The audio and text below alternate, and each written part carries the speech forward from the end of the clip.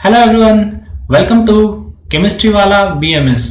जैसा कि मैंने आपको बोला था, मैं कुछ नेम रिएक्शंस रेगुलरली अपडेट करता रहूंगा, तो मैं फिर आपके सामने हूं दो और नेम रिएक्शंस लेकर के। आज एडवांस 2020 का डेट अनाउंस हो चुका है, दैट इज 23 अगस्त, और इससे पहले नीट और मेंस की डेट पहले ही आ चुकी है। टाइम बहुत कम बचा हुआ है, तो अब हम भरपूर मेहनत करेंगे, जो भी टाइम है उसका पूरा यूटिलाइजेशन करेंगे। तो चलिए देखते हैं दो नेम रिएक्शंस, बहुत ही इंपॉर्टेंट नेम रिएक्शंस हैं। ऑलमोस्ट आप देख सकते हो कि अगर आप साल में 4 एग्जाम दे रहे हो तो किसी न किसी एग्जाम में ये नेम रिएक्शंस आ ही जाएंगे। मैं आपको ये भी बताऊंगा कि किस लेवल तक क्वेश्चंस कहां पे आ सकते हैं। जैसा हम मान के चलते हैं, मेंस और नीट का लेवल एक है और एडवांस का लेवल अलग है, थोड़ा ज्यादा ऊपर का है। तो मैं आपको बताऊंगा कि किस रिएक्शन में कहां तक पढ़े मेंस और नीट के लिए, और इसके आगे हमें क्या पढ़ना है एडवांस के लिए। तो चलिए स्टार्ट करते हैं। देखो, आपको सबसे पहले ये रिएजेंट दिख रहा होगा। ये रिएजेंट देख करके आपको दो नेम रिएक्शंस याद आ जाएंगे। हाँ, आप सही हैं, that is your haloform reaction and Hoffmann bromide degradation reaction. जैसे आप देख रहे हो, Br2 है, कोई भी एक अल्कली हम ले सकते हैं, KOH और NaOH। ये रिएजेंट भी दिया हो सकता है, या इसके जगह पे आप ध्यान दो कि Br2 और NaOH मिलकर के डिस्प्रोपोर्शनेशन रिएक्शन शो करता है। आप ये पढ़ चुके रहते हो इन S ब्लॉक। तो आप बताओ क्या बनता है उसमें आपको मिलेगा NaOBr, हाइपोहेलाइट मिलता है, एंड NaBrO3। तो अगर Br2 NaOH के जगह NaOBr भी दिया हुआ है तो भी हम यही मानेंगे। तो दो नेम रिएक्शंस हैं, haloform reaction and Hoffmann bromide reaction. दोनों रिएक्शन हम देखेंगे with examples and previous year question. आप नोट कॉपी और पेन लेकर के बैठे, क्योंकि बहुत सारे क्वेश्चंस आने वाले हैं आपके लिए। अगर आपको लगता है कि आपको थ्योरेटिकल पार्ट पता है तो एटलीस्ट आप न्यूमेरिकल जरूर से जरूर कर ले। तो सबसे पहले देखते हैं हैलोफॉर्म रिएक्शन। नाम क्या है इसका और क्यों है? हैलोफॉर्म जो है वो नाम इस कंपाउंड की वजह से है। CHX3 को हम बोलते हैं haloform, where X is halogen. अगर ये I है तो आइडोफॉर्म बोल देते हैं, अगर Cl है तो क्लोरोफॉर्म बोल देते हैं, और Br है तो ब्रोमोफॉर्म बोल देते हैं। CHI3 का येलो प्रेसिपिटेट आता है। मैंने आपको बोला कि NaOH I2 के जगह पे NaOI भी हो सकता है, तो दोनों सेम है क्योंकि डिस्प्रोपोर्शनेशन रिएक्शन होता है।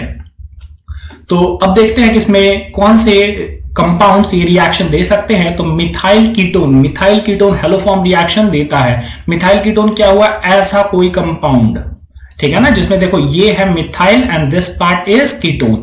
तो जिस भी कंपाउंड में ये पार्ट रहेगा, that compound will give positive haloform test.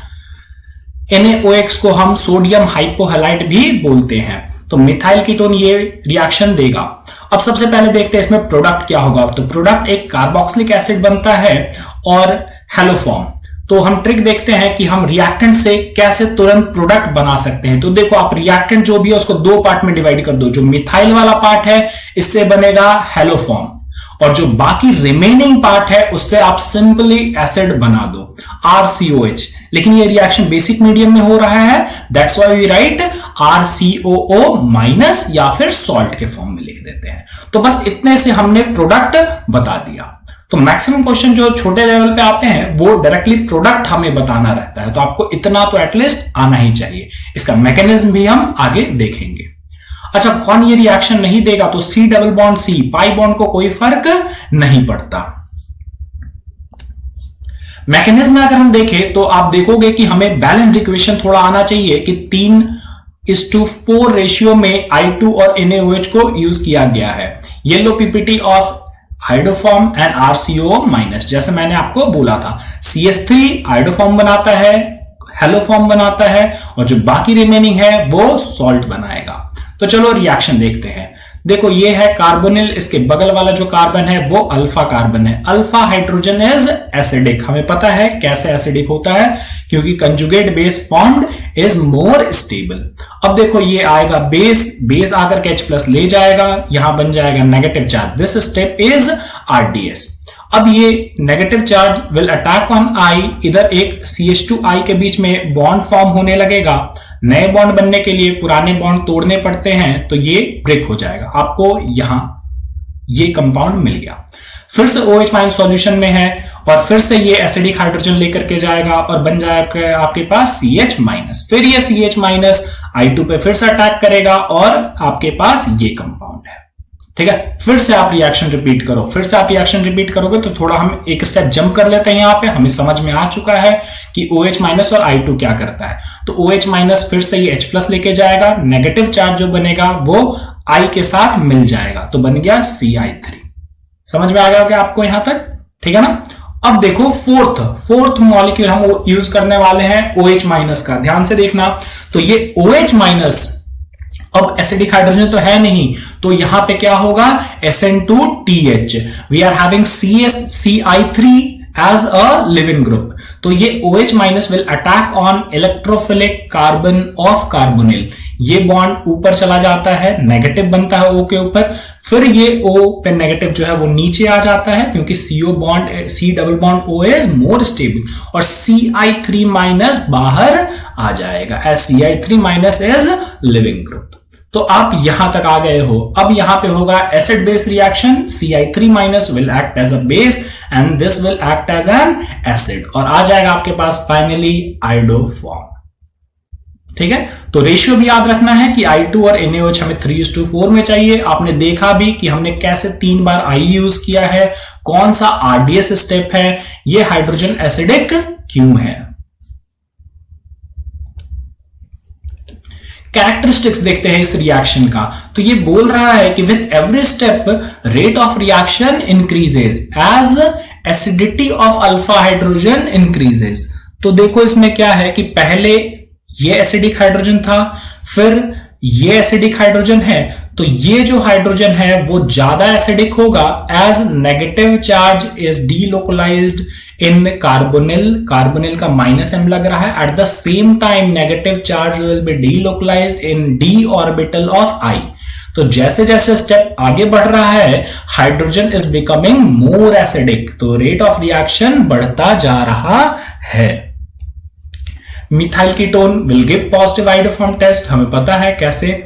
Acetaldehyde, ठीक है ना, एसिटल्डिहाइड इकलौता एल्डिहाइड है जो ये रिएक्शन देता है। एसिटल्डिहाइड क्या है, CH3CHO, तो CH3 मिथाइल वाला पार्ट हो गया। और कोई एल्डिहाइड आप लोगे तो CHO के सामने CH3 नहीं आएगा। कार्बोक्सिलिक एसिड ये रिएक्शन नहीं देता है क्योंकि कार्बोक्सिलिक एसिड में COOH, that H is more acidic, तो CH3 पर अटैक होगा ही नहीं। तो देखते हैं कौन सा कंपाउंड ये आयोडोफॉर्म हैलोफॉर्म टेस्ट दे सकता है। तो methyl ketone positive, alpha carbon है ये, ठीक है ना, so alpha hydrogen is acidic. ये देखो इधर मिथाइल वाला पार्ट ही नहीं है, CH2 है बट हमें 3H चाहिए क्योंकि 3 I लगेगा उधर, ठीक है, तो ये नहीं देगा। इसमें भी देखो मिथाइल वाला पार्ट नहीं है, यहां पे मिथाइल कार्बोनिल, तो ये रिएक्शन दे देगा। This is the only aldehyde, acetaldehyde. ये कार्बोक्सिलिक एसिड मैंने आपको बोला कि ये रिएक्शन नहीं देगा क्योंकि जब OH माइनस आएगा तो वो इस हाइड्रोजन पे नहीं, वो इस एसिडिक हाइड्रोजन से रिएक्ट करेगा। एस्टर भी ये टेस्ट नहीं देगा क्योंकि जब OH माइनस आएगा तो instead of reacting with H plus it will attack on CO, फिर इसमें SN2TH हो जाएगा, ये बॉन्ड ऊपर नीचे और ये ग्रुप बाहर। तो ester and carboxylic acid show negative haloform test. अच्छा, आप देख सकते हो यहां पे ये बहुत इंपॉर्टेंट है क्योंकि मिथाइल कीटोन तो सबको याद रहता है, ये अल्कोहल वाला पार्ट याद नहीं रहता। तो ये अल्कोहल वाला पार्ट भी हेलोफॉर्म टेस्ट देता है, ठीक है। तो जैसे ये ग्रुप होना चाहिए CH3 CH और OH, तो ये रहा मिथाइल और ये रहा अल्कोहल, 2 डिग्री अल्कोहल होना चाहिए, यहां पे एक H जरूर हो। अब ये रिएक्शन कैसे दे रहा है, तो देखो आप सबसे पहले OH माइनस ये एसिडिक हाइड्रोजन लेकर के चला जाएगा, तो बन क्या गया O माइनस, फिर यहां थोड़ा सा रीअरेंजमेंट होगा and this will be oxidise to aldehyde. मतलब जो हम अल्कोहल ले रहे हैं वो खुद ब खुद ऑक्सीडाइज हो जा रहा है इनटू एल्डिहाइड। मतलब ये OH डबल बॉन्ड O के ही इक्विवेलेंट हो जा रहा है। और हमें पता है एक बार यहां पे डबल बॉन्ड O हो गया तो क्या ये प्रीवियस केस ही हो जाएगा मिथाइल कीटोन, ठीक है ना। तो जहां पे भी ये ग्रुप प्रेजेंट होगा, दैट इज इथाइल अल्कोहल तुम बोल सकते हो, विल गिव पॉजिटिव। तो देखो यहां CH3 CHOH पॉजिटिव, लेकिन यहां देखो 3 डिग्री है, यहां पे हम इसको ऑक्सीडाइज करके डबल बॉन्ड O नहीं ला सकते, एक H होना जरूरी है, that means this will not give the test. अगर मान लो आपने NaOI NaOCl NaOBr के साथ रिएक्शन करवाया और and the rate of reactions are R1 R2 R3, then what is the relation between rate of reaction. ये भी बहुत इंपॉर्टेंट है, बहुत जगह पे हमें नहीं दिखता है। मैं आपको यहां बता रहा हूं कि रेट ऑफ रिएक्शन अगर पूछा जाए तो आप बोलोगे कि तीनों में रेट ऑफ रिएक्शन सेम है। क्यों ऐसा हुआ? क्योंकि सबस्ट्रेट पे रेट डिपेंड करता है and on OH minus halogen से इंडिपेंडेंट होता है, ठीक है। तो आइडोफॉर्म हो, ब्रोमोफॉर्म हो या फिर क्लोरोफॉर्म हो, rate of reaction will remain same.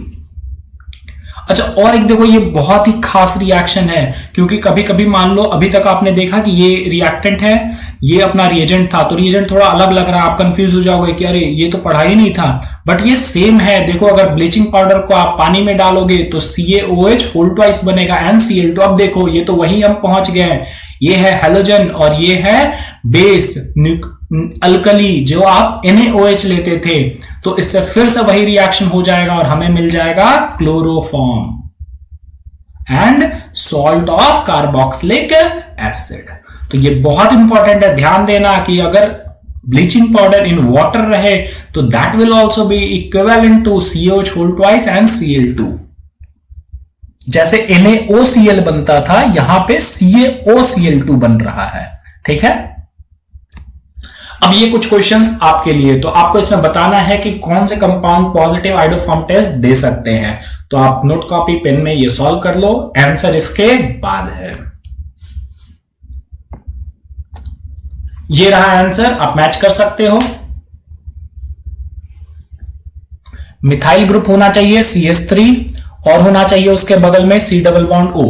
Acid ester ये रिएक्शन नहीं देता। अच्छा ये देखो यहाँ पे तो बगल में CH3 है ही नहीं, CH2I लिखा हुआ है, तभी ये रिएक्शन कैसे दे दिया।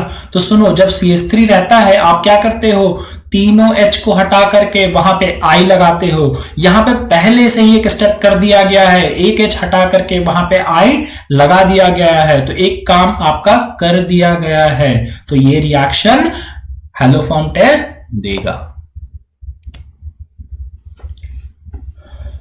चलो अब एक देखते हैं, ये मेनली नीट और मेंस में नहीं आता, आप सिंपल याद रख सकते हो वैसे प्रिकॉशन मेजर के लिए कि active methylene group will give positive haloform test. वैसे मैकेनिज्म याद रहना चाहिए एडवांस वालों को। तो देखो यहां पे हुआ क्या कि ये मिथाइल ग्रुप है और ये एक्टिव मिथाइलिन है, ये ज्यादा एसिडिक होता है। हमने थोड़ा सा आपको यहां पे डिफरेंशिएट करने की कोशिश की है बाय यूजिंग C14। तो आप देखोगे कि जो हैलोफॉर्म बना है वो C14 इस कार्बन से बना है, ना कि साइड वाले मिथाइल से, ठीक है ना। तो ये भी हैलोफॉर्म टेस्ट दे देता है। चलो मैकेनिज्म देख लेते हैं, नीट वाले मैकेनिज्म स्किप कर सकते हैं। तो देखो क्या होगा कि दिस इज मोर एसिडिक, तो OH माइनस यहां अटैक करेगा, यहां से H प्लस लेकर के चला जाएगा, फिर जो नेगेटिव चार्ज बनेगा वो I2 पे अटैक करेगा। कुछ स्टेप्स हम यहां जंप कर रहे हैं क्योंकि हमें पहले से पता है, 2H हटा करके हम 2I सब्स्टिट्यूट कर देंगे, हो गया। अब जब तीसरा OH माइनस आएगा तो उसके लिए तो एसिडिक हाइड्रोजन यहां है ही नहीं, तो वो क्या करेगा, कार्बोनिल पे अटैक करेगा, SN2TH एक लिविंग ग्रुप की तरह यहां से रिमूव हो जाएगा। तो ये बॉन्ड गया ऊपर, फिर नीचे और ये बाहर, तो हम पहुंच गए यहां। अब देखो फिर से यहां नेगेटिव चार्ज बन गया है, फिर ये I2 पे जाकर के अटैक करेगा, दिस विल बिकम CI3, और ये तो पहले ही जैसा है जो हमें पहले से पता है, OH minus will attack on this carbonyl, SN2TH, CI3 minus being a leaving group is removed, और उसके बाद this is base, this is acid, they will do proton transfer और बन जाएगा CHI3। तो एक्टिव मिथिलीन ग्रुप ये haloform test देता है। नीट मेंस वाले बस कंक्लूजन याद रखें और एडवांस वाले मैकेनिज्म भी।